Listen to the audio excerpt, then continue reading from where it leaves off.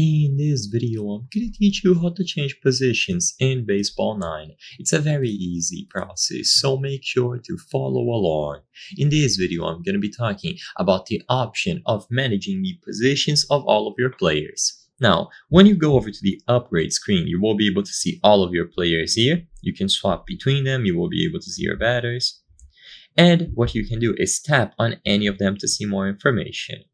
Now, you will notice that there is an actual multi-position feature available here. So if you tap on multi-position, you will see the details. So there are 2 slots related to multi-position, and you can unlock them at level 30 and 50 respectively.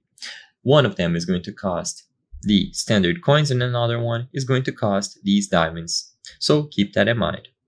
Now, this allows you to set multiple positions. When offense, the attributes do not decrease at the maximum level. Maximum secondary position attributes are equal to 90% of the main one.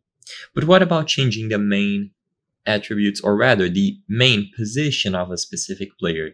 Can you do that? Well, regardless of where you try to tap, where you try to go and manage the player, you will not be able to change the main position. So, to keep it simple, even though you will be able to unlock additional positions, you will not be able to change the main position of any given player.